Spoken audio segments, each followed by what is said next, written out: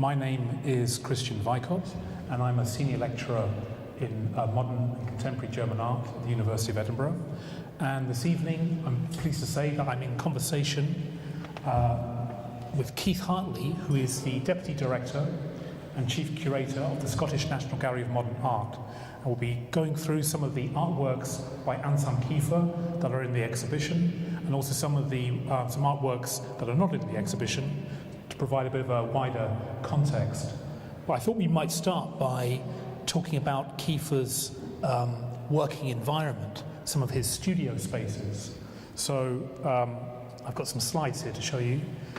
I was very fortunate in 2013 in being asked to go out to Paris to interview Kiefer.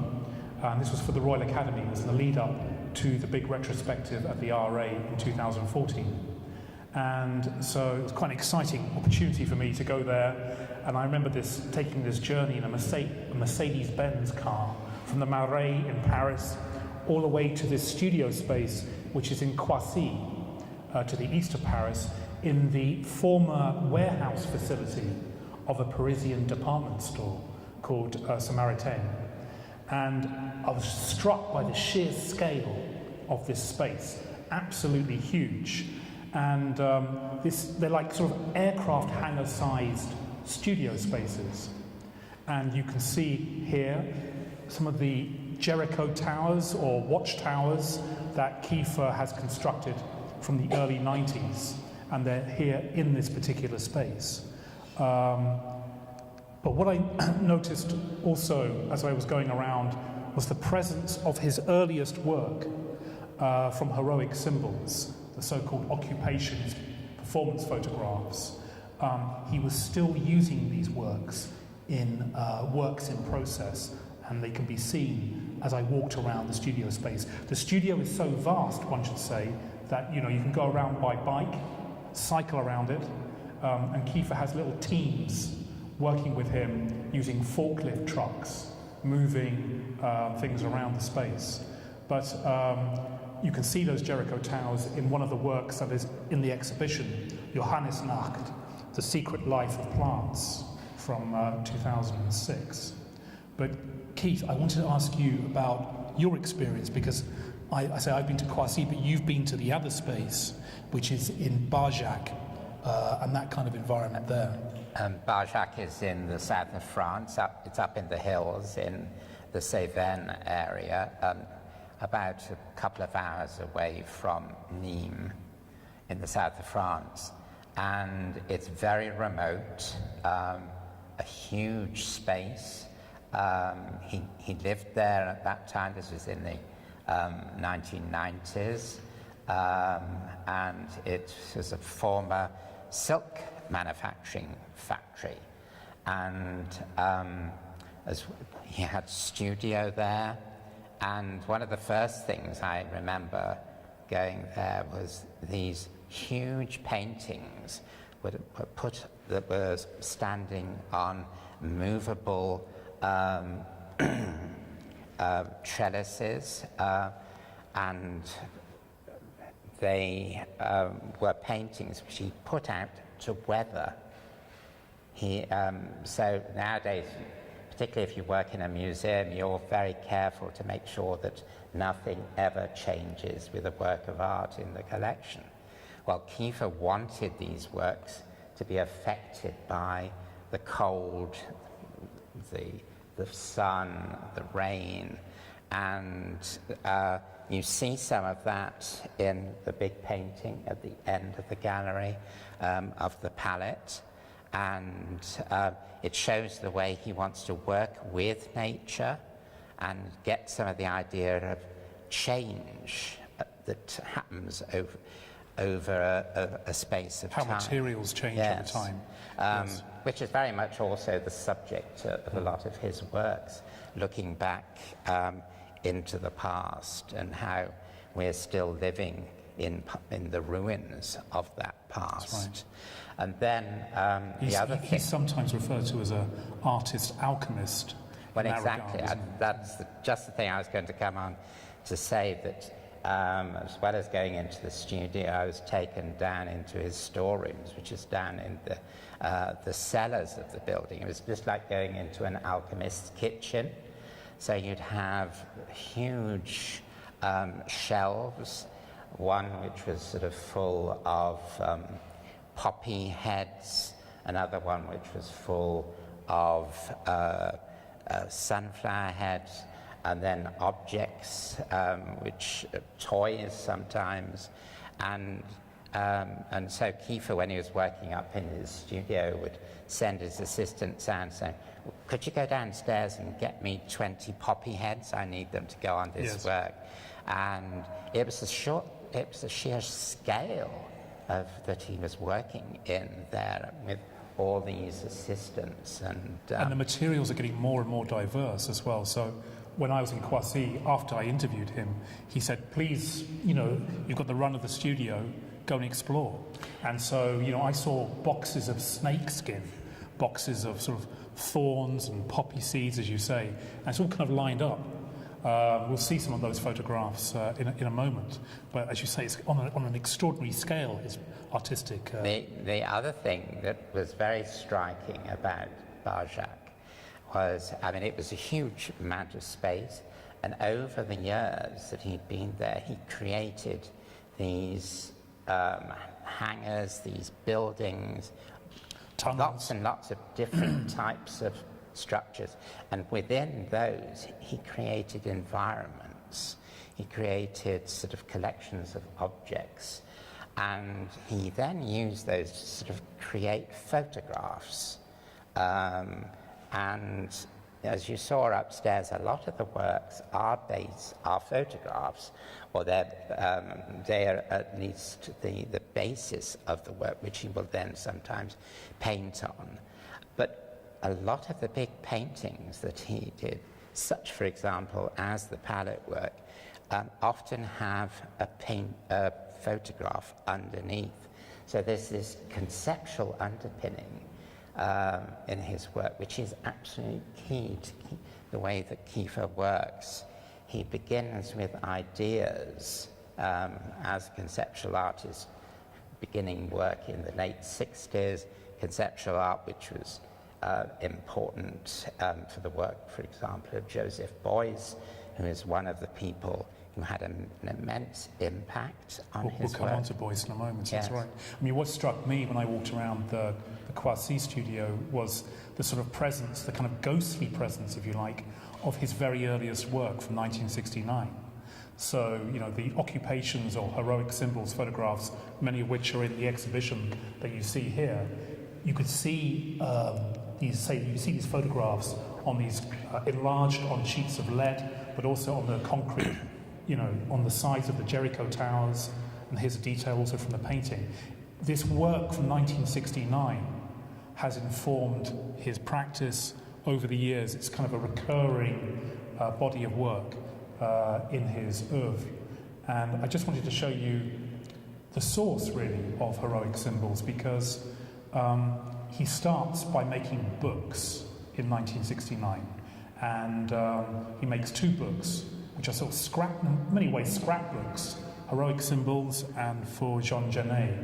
And he would sort of include in these books his own photographs, his own watercolors, but also cuttings from National Socialist publications like Die Kunst im Deutschen Reich, which you see here, which he found in his father's attic. And he would bring these magazines down, these National Socialist publications, and he would include them in these heroic symbols and for Jean Genet books. You can see here some of those watercolors and the photographs. Because it's really important to remember, Kiefer was born in 1945, at the end of the war, and so he grew up amongst the ruins of the place where he lived, the place that had been bombed. The house next door apparently had been bombed. And so even though he hadn't been in the war, the memory was still there, and also the feeling, how did this whole catastrophe start? That Germany had plunged the world into, and this has become the obsessive cause of most of the art he's made. That's right. I mean, it begins with these works of the Besetzung, and these occupations, as he calls it, where he goes around places in France, Italy, and does the Nazi salute, because he feels somehow we as Germans have to come to terms with what's happened. And so he obviously did it in a sort of parodying sort of way.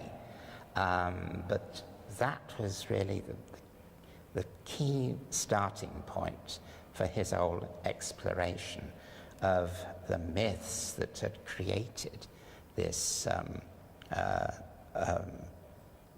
the fascist regime in Germany. That's right. I mean, he told me that, he played in the ruins after the Second World War. The ruins, the bombed-down ruins, were his playground, and that, he also mentioned that his grandparents took him into the woods when he was a tiny baby, because he was born 2 months before the end of the Second World War, and would take him into the woods when there was a bombing raid for protection.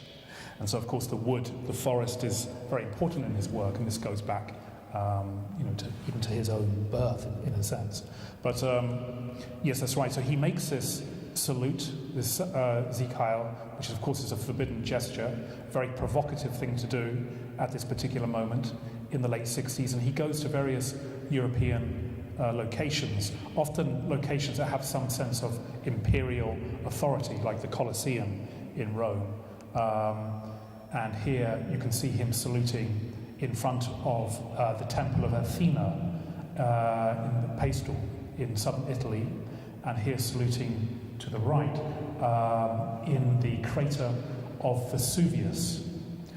And it's particularly interesting that he's in front of this, the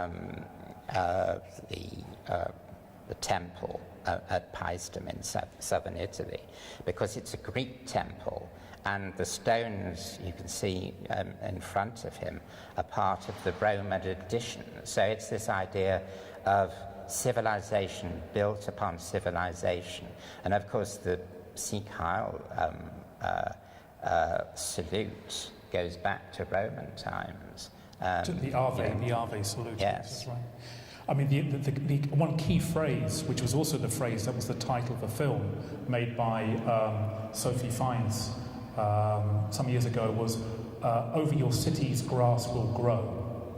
Over your cities grass will grow. This idea of nature reclaiming these spaces is very important for Kiefer. There's a sort of aesthetics of ruination there. But if you look at Kiefer saluting, he's not wearing kind of military garb. He's not wearing, a Nazi uniform as such. In the case of the Vesuvius crater work, he's wearing a modern suit. He's wearing Easy Rider-like sunglasses. He's wearing sandals. At no point does he ever really resemble a military man, a Nazi as such. So there's a sort of process, I think, of disidentification, if that's the right expression, from his parents' generation. This is 1969, a year after the sort of 68 student uprisings in Berlin and elsewhere. There is a certain amount of parody, obviously, going on here. That's right. Which, he's not trying to exonerate what Germany did, but he's trying to sort of understand it. He's trying to understand it. And of course, this is a time when there's a sort of, it's often referred to as a kind of process of collective amnesia in Germany, a desire to forget that past. And the provocation of Kiefer's work is he's kind of throwing this past back in the face of his parents' generation there. I mean, the process starts actually in his studio in Karlsruhe, in his Wohnatelier, and he kind of wears his father's greatcoat. And these works to the left, you can see him standing on a bath. Yes, I mean, it looks as if, he can walk on water, sort of thing. I mean, there was a joke in Germany that Hitler couldn't actually swim. And so, well, anyway, because of who he is, he'll be able to walk on water. That's right. And so he's there looking as if he is standing on the surface of the water, but if you look carefully, you can see there's a stool underneath him, really. That's right, sort of glassy surface on top of the bath. But he's, he's a kind of isolated sort of megalomaniac figure here, really, So I say these are photographs that we used in the Heroic Symbols book and the Foujon Genet book. And they document, in a sense, this occupation's performance. This is him saluting in Sète, near Montpellier, by the coast, and very successfully, I think, sort of apes Caspar David Friedrich's famous painting, Wander Above a Sea of Fog. And I think, I don't know what you think, Keith, but he's kind of suggesting that the National Socialists corrupted Romanticism, or it became part of National Socialist propaganda and ideology, and therefore Romanticism is somehow polluted by that experience. Well, I mean, I think he's trying to say that it's part of this tradition, this mythical tradition in German art and German culture, but taken to ultimate extremes in the Nazi period. And I mean, I was always very struck by something. I mean, I studied German, first of all, that Goethe has said about German culture. He said, deep hidden in the heart of German culture, there is a demonic element. And I think Goethe was putting his finger onto something, and something which really came to a terrible fruition during the Nazi period. That's right. During the war. That's right. And Kiefer, at various moments in his career, as we'll discuss, created problems for himself through his work. Yes, I mean, this work, Besetzung, and these sort of heroic symbols of him giving the Nazi salute, when it was published a few years after he did it, what was in 1972? It was 1975. Yes, that's right. So the photographs were taken in 1969, and they were used in these scrapbooks. But these scrapbooks are sort of unique books. They were first published in Benjamin Bucklow's magazine, an art magazine called Interfunktionen, in 1975. And such was the reaction against this work. Marcel Breuters, the artist, said, "Who is this fascist who thinks he's an anti-fascist?" And such was the strong reaction against these images, that it led to the closure of the magazine, in fact.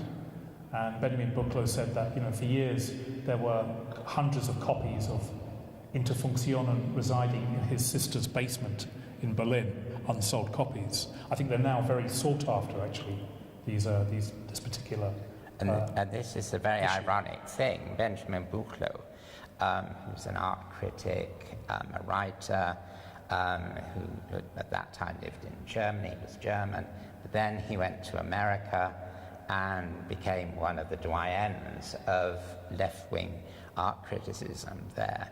And he then followed what was happening in Kiefer's work and reacted very, very much against it, having in the early days felt that he was doing something extremely important in trying to try and understand what happened during the Nazi regime. And he felt that he had actually fallen in love with the aesthetic of what happened at that time. That's right. And that his paintings were somehow beautifying it. And in a way, this is, I think Kiefer understood very early on that what he was doing was quite dangerous, actually, that he was trying to understand the powerful aesthetic attraction that Nazism had for the German people. And if you just think of the painting at the end of the palette being suspended over the earth there, and it's the ropes holding it there are burning, and the palette, of course, representative of him as an artist or of art in general.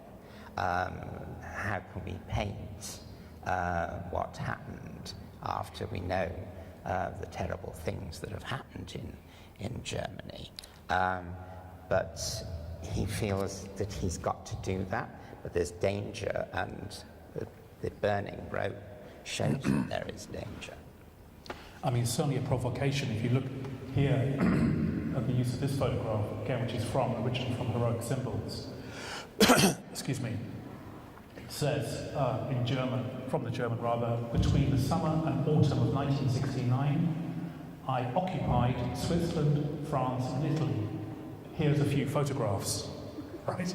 So it's a sort of parody of a kind of sort of photographic travelogue, if you like, you find in a magazine, a sort of tourist magazine perhaps. But as I say, this was in Interfunktion there. I mean, we mentioned Beuys briefly, but Beuys was really important to Kiefer because at this time, 1969, 68, 69, his professors in Karlsruhe were very unsure about this work. It caused a lot of consternation.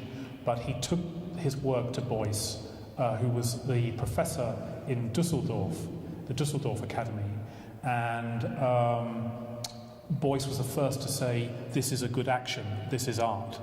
Because Beuys was really one of the first artists in Germany to understand that somehow in his art he's got to get to grips with the calamity that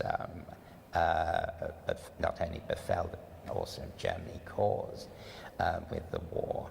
And he regarded it as a wound that somehow had to be healed.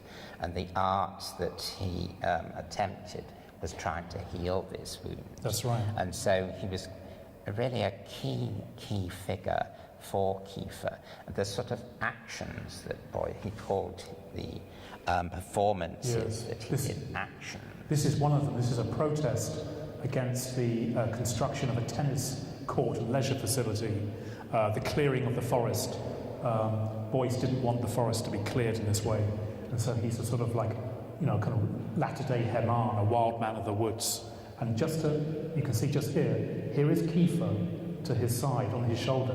So you can see Beuys was an important mentor for Kiefer at this particular moment, and Kiefer would roll up his paintings, put them on the top of his Volkswagen Beetle and drive the 300 kilometers to Düsseldorf to get the sort of the seal of approval, I think, from Beuys for what he was doing. So, the Besetzung, the occupations action which Kiefer did around Europe is very much based on some of the ideas coming from Joseph Beuys. That's right.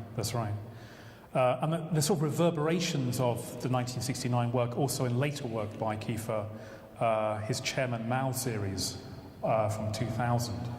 And so, Mao wears a kind of overcoat, I suppose, similar to the great coat that Kiefer wears in his Karlsruhe studio. Also making that gesture as well. Also making that gesture. And again, it's a comment on, I suppose, the one on the right, which you can see covered in withered roses, withered bracken, is a comment on the transitory nature of these sort of totalitarian regimes too. And it's part of the move that Kiefer later made to move further out, looking at other cultures, other mythologies.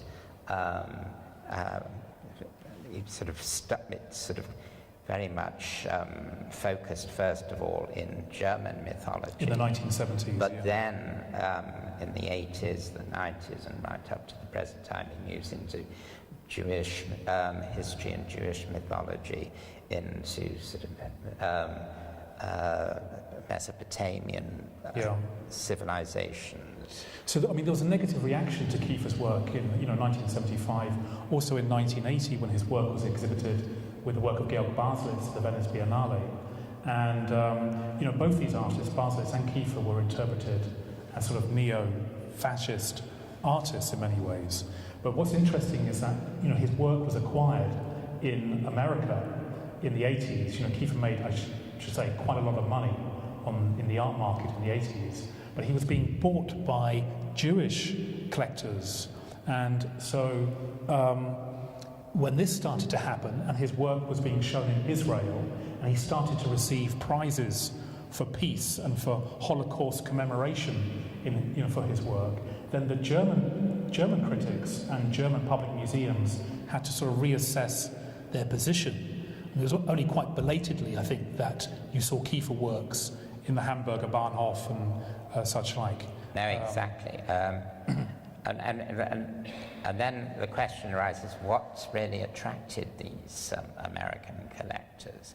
And I think a lot of it is the sheer beauty and sublime beauty of the works. I'd mentioned that Kiefer would put vast canvases out to weather, and the sort of materials, the patina on the surface, and the materiality of it they are quite extraordinary, actually. That's right. And it is the beauty of the work.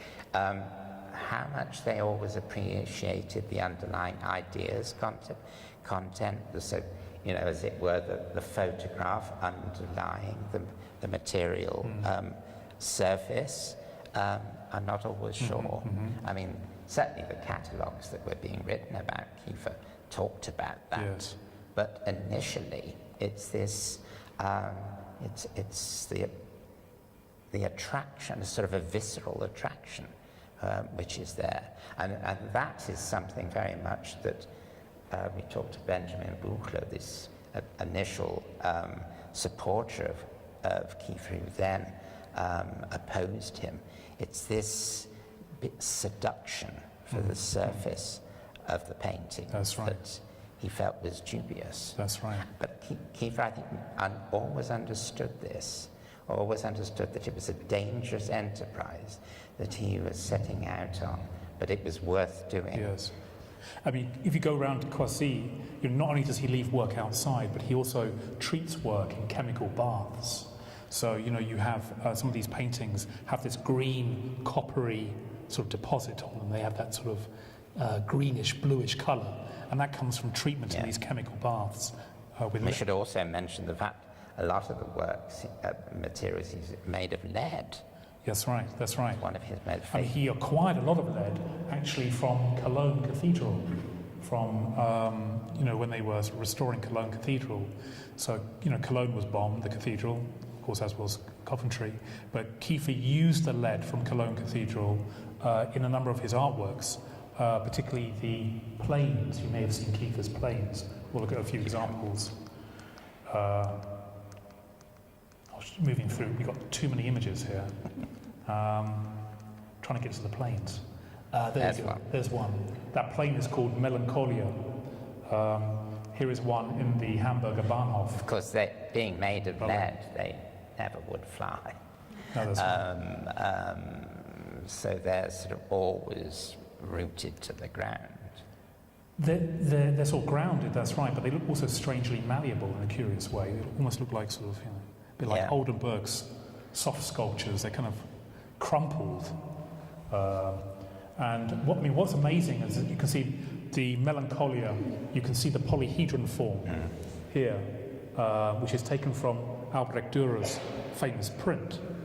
And in the studio space, you can see that he has loads of these on sort of racks. You can imagine him saying, I'll have a couple of polyhedrons, some snakeskin, some thorn bushes, If you just go, is it back or forward?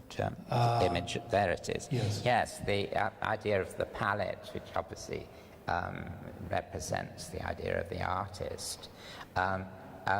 both the palette and these planes, I mean, on the right you can see that the palette is made of lead. Of course, it never will take on both. The palette and the planes are really Icarus, Icarus who flew too near the sun and then crashed back to ground. But these don't even things take off at all, because they're just weighed down by heavy materiality. Yes. Well, Kiefer said that lead is the only material that's capable of supporting the weight of human history. And lead has all kinds of associations. It's quite toxic substance as well. And medieval alchemists talk about the transmutation of lead into gold. And so, I mean, this idea of alchemy is obviously alluring for Kiefer. Yes, because of the idea that you can go from pure materiality ultimately to enlightenment and to sort of pure ideas. This is what all artists try to do. But whether they manage it is another matter. That's right. And the Rhine, the River Rhine, is another motif that we see come up time and time again in Kiefer's work. And that this particular book is in the exhibition from 1981. Well, that, of course, the Rhine is a key symbol in German mythology, also in German literature and music. You get the Lay of the Nibelungen, the old medieval poem, but also, and that was the subject then, was taken up by Wagner in his Ring of the Nibelungen. And the National Socialists responded to all of this, of course. Yes. Wagner was Hitler's favourite composer. And of course it was the boundary between Germany and France, so it also had this very nationalist feeling about it. It was the German river. Yeah. It's kind of layering of history and myth. So Kiefer's referring to German Romanticism, he's referring to the poetic Edda, but he's also referring to the National Socialist co-option of those things in his work. This was also, again, the studio space you can see.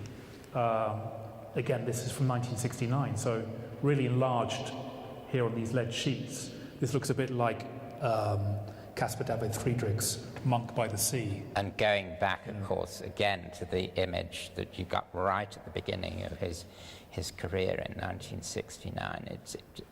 I mean, a lot of the works, the photographic works upstairs, were found, wasn't he? He found them later and he hadn't printed them. Yes, that's right. So he said to me that when he moved studios from Barjac to Croisy, he discovered lots of negatives that he hadn't developed at the time. He said to me he didn't have enough money. It's kind of interesting, as Kiefer's probably one of the richest artists in the world, if not the richest. And so he said, I didn't have any money to develop all of these negatives. I found them in a sort of container in Barjac, and he's been developing them ever since, and sort of enlarging these images. So they continue to sort of recur. Recurrence is very important, I think, in Kiefer. It's almost like a Wagnerian leitmotif or something like this. That's just one of the heroic symbols images. With the Rhine in the background. With the Rhine in the background. Yeah. I mean, he also said that, he was born in this border region and he could see France over the water. He found France very seductive. He was always attracted to French culture. And studied French. Studied French. He speaks French and English fluently. And of course he's lived in France now since '93. Yeah, that's right.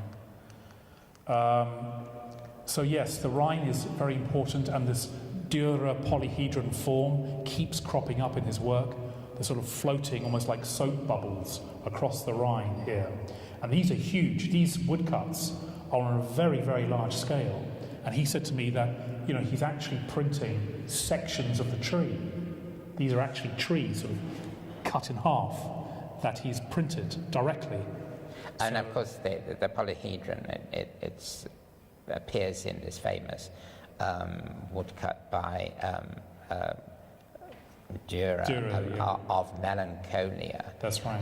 And the melancholia is really because German, the so-called inability to mourn, Yes. which he and a lot of people felt in Germany, that they somehow couldn't come to terms with what has happened and what the German nation had done.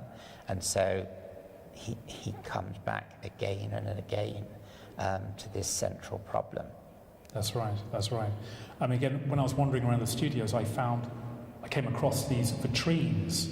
This one had an engine in it, and the words Dresden written across the glass of the vitrine, kind of ominous, and then sort of, MiG jets and sometimes Concorde-like jets buried in sand just in the studio.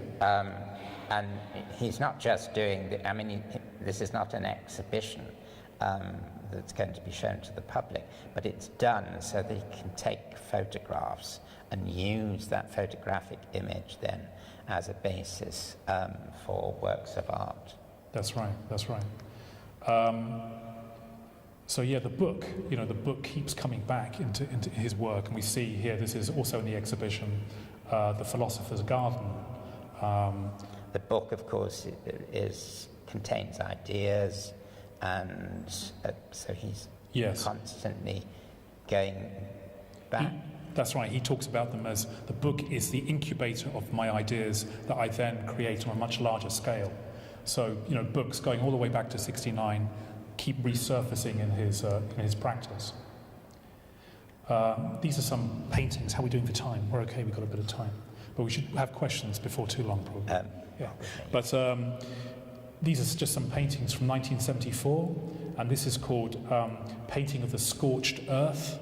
And you can see the palette that we saw also earlier on with the winged palette, sort of intertwined with these burnt out branches and the scorched ground. And what does this refer to, Keith? Obviously the scorched earth policy the retreating German army had when they were coming back from Russia. And so they left behind burnt towns. Warsaw was razed to the ground, and large swathes of Poland were destroyed. Yeah, that's right. And with the palettes representing the artist, how can you, as a German artist, represent this? There's a very famous piece of writing by Adorno, the German philosopher, said, "How can one write lyric poetry again after Auschwitz?" Yeah. And this is something that Kiefer comes up again and again and says, I can't do it, but somehow I've got to keep on trying. That's right. This is a famous painting which is in the Sammlung Marx in Berlin, the Hamburger Bahnhof, which is called Weikop Flieg, which again represents, if you want an image of scorched earth, this is it, isn't it? Yeah. Almost volcanic, I would say. This painting used to be one of the best paintings in the Saatchi collection, and as you say now, it's in the collection in Berlin, in the Marx collection. And in a sense, these scorched earth images, and there's one also in the exhibition, are a response to the kind of propaganda imagery of the National Socialists. So this is a Werner Peiner, and this work appeared in the Nazi Great German Art Exhibitions.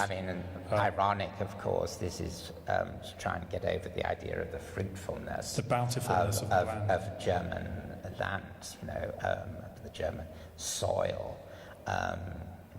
Remember, the Nazis always talked about blood and soil being at the core of their civilization. But of course, what you see in the painting before it is burnt earth. It's not something that is fruitful anymore. It's been destroyed. That's right. This is the work that's in the exhibition, which is also very much to do with that same subject. That's characterised earth. And this kind of blackened material, sort of the blackened base, which again is important in the idea of alchemy. This is in fact from the Royal Academy exhibition in 2014. It's called Morgenthau Plan. Yes, there was a plan after the war which A lot of people in America and in Britain and France were thinking that Germany should be divested totally of its industry. It should be made into a purely agrarian culture. And nothing, of course, came of it in the end. That's right. But it inspired Kiefer to do a whole series of works. I mean, this is an interesting painting also because it's sometimes referred to as having a kind of peacock's tail of colour. But you can see these ominous black forms up here. And this refers to Van Gogh's last painting, Wheatfield with Crows. Yeah. And it shows you the way that Kiefer would use often totally unexpected materials. I mean, famously in some of the earlier paintings in the late 70s and 80s, he would use straw, he would use sand, earth, pottery, and somehow, I mean, he did have that, or still has this alchemical touch to turn base metal and strange materials into something which is totally alluring. Yeah, that's right. So you see gold leaf, that idea of alchemy coming through with the gold leaf of the wheat.